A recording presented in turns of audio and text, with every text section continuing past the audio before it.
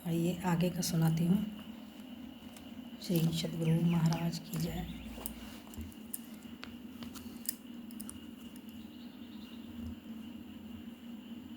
ये भगाए हुए व्यक्ति पुनः कुछ दिनों के बाद गुरुदेव के निकट आकर यदि अपनी गलती के लिए क्षमा मांगते हैं और कहते हैं कि हुजूर अब कोई गलती नहीं करूँगा, आपके कहे अनुसार अक्षरशः चलूँगा, तो गुरुदेव फिर आश्रम में रख लेते हैं। कभी कभी गुरुदेव स्वयं भी ऐसे भगाए हुए शिष्य को अपने पास बुला लेते हैं और उनकी गलती क्षमा करते हुए कहते हैं, मैं तुमको अपने पास से दूर रखना नहीं चाहता, अब ठीक से आश्रम की सेवा करो और रहो।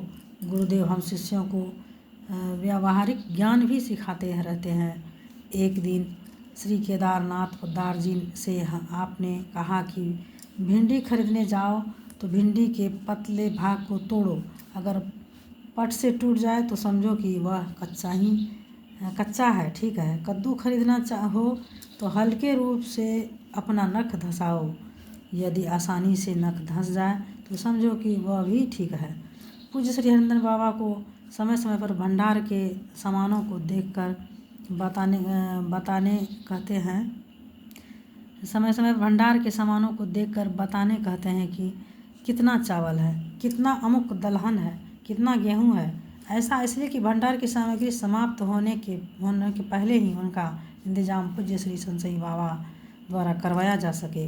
पूज्य श्री साही बाबा आश्रम व्यवस्थापक से आश्रम संबंधी बातें पूछा करते हैं और उचित सलाह दिया करते हैं।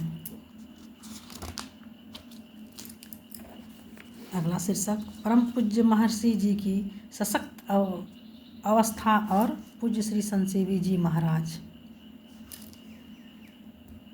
परमाराध्य श्री सद्गुरु महाराज जी ने आत्म कल्याण तथा विश्व उपकार की भावना को हृदयंगम कर परम संत बाबा देवी साहब को अपना गुरु धारण कर लिया और अपने को उन पर पूर्ण निछावर करके उनकी बताई साधना विधि सरल ढंग से करने भी लग गए।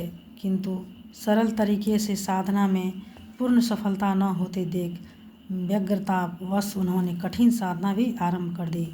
जहाँ इनका पितृगृह सिखलीगढ़ धरारा है, उस गांव से कुछ दूर पश्चिम और दक्षिण हटकर एक खेत में अपने से कुआं खोदकर 6 महीने तक उसके अंदर कठिन साधना की। कुएं के अंदर रहते रहते इनका शरीर पीला तथा स्वास्थ्य भी खराब हो गया।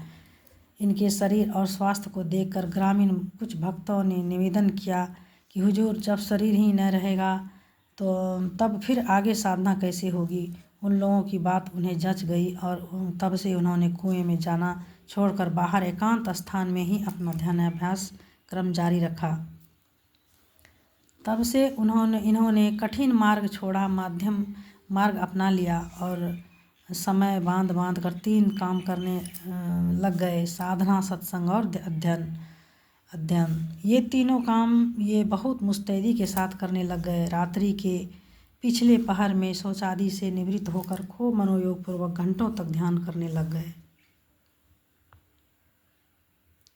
श्री सद्गुरु महाराज की जय।